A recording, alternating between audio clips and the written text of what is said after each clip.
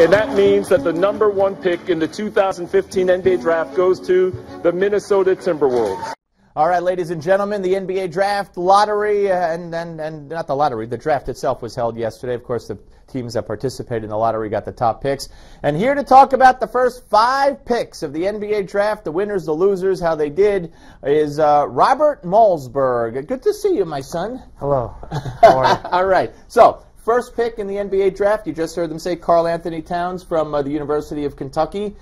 Good pick? Yeah, I mean, they announced a while back before the draft that he was going to get picked, that they wanted him. Not a lot of people thought he was worthy enough of being a top pick in the draft because of Okafor and other people, but he has an all-around game. He has an outside shot, and he can dunk. He's a good inside player as well. He is a center, and the Timberwolves need a center.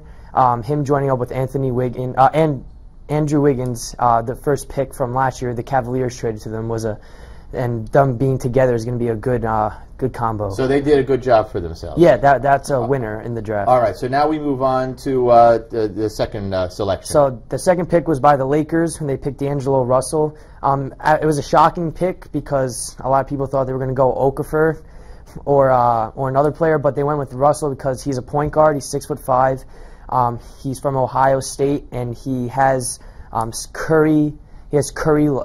Stephen Curry-like attributes to his game, and he can shoot threes. He can do some nice moves. And does he have a little daughter he could bring to the post-game press conferences? No, I hope not, because he's too young. All right, so they improved themselves as well. Yeah. Now we have the third pick. It's by the 76ers, which is it's a loser in a way. They did pick Okafor, the 6'10" center. Poor Okafor to go into the Sixers. They're a bad team. Well, every team that has a top pick is a bad team right now. True. So, but the thing is with this is that they have 2 big men already. Nerlens Noel is a power forward, and Joel Embiid was a first pick last year's draft, last year by the Sixers, and he actually tweeted out, okay, ... LOL, after hearing that Okafor got picked. So Okafor's hurt right now, and he's trying to recover from, no, not Okafor, I'm sorry, Embiid is hurt, and he's trying to recover from an injury.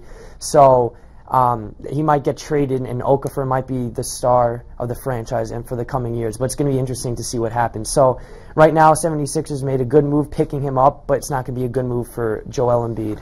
Yeah, it sounds like a little bitterness in that tweet. Yeah. All right, and then came the pick that got booed to death at the Barclays Center. Yeah, so the fourth pick is by the New York Knicks. A lot of people are upset with this, especially here in the New York area.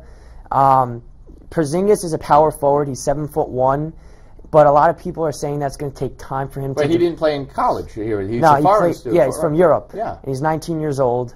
Played in the Spanish league. Yeah, and Carmelo told his friend. Carmelo Anthony is a star of the New York Knicks. I think everyone knows who he is. All right. He said, "Are we supposed to wait 2 or 3 years for this guy to develop?" He's very upset because in the draft, the Knicks did trade away one of their best he's not a rookie. He's a sophomore in the league as of last year. Tim Hardaway Jr.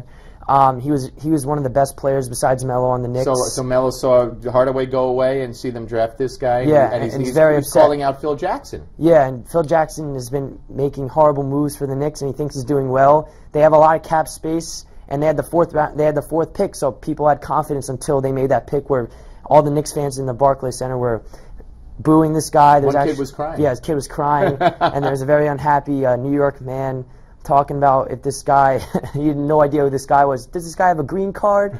So yeah, well, that's a whole other realm. Fifth pick was by the Orlando Magic. They picked a small forward, a 6'8" small forward, which is huge, which is, I think, the same size or a little bit bigger than LeBron James.